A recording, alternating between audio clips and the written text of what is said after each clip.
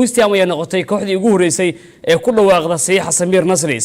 ayaa la soo wareegeen heshiiska lagu tilmaamay short time contract ama heshiis waqti gaaban 6 bilood ayuuna ciyaaryahankan uu ciyaari doona 2 sano dheeraad ah extension oo la siin doona marka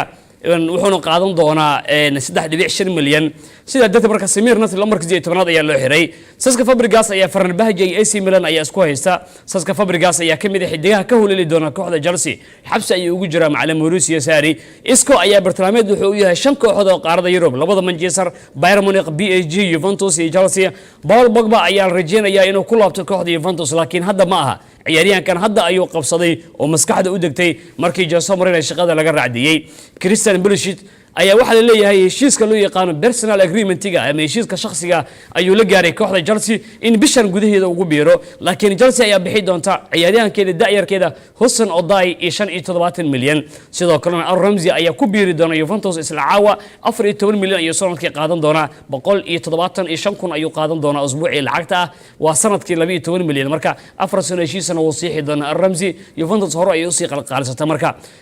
wararkaas ayaa ugu waaweyn suuqa kala iibsiga maanta marka intaan midkood Samir Nasri marka laga reebo intaan midkood waa laga yaabaa marka Pogba inta waxa loo badinaya inuu sii joogo laakiin inta kale waxa loo badinaya inay dhaqaaqi doonaan maadaama qaar ka mid ah heshiisyada uu dhacayo kuwana aysan ku qanacsaneen sii joogitaanka kooxahooda wararkiga soo socda ayna ku daawo doontaan suuqa kala iibsiga hadii ay buu yiraahdo inta ayna ku gudi jirno barnaamijyadeena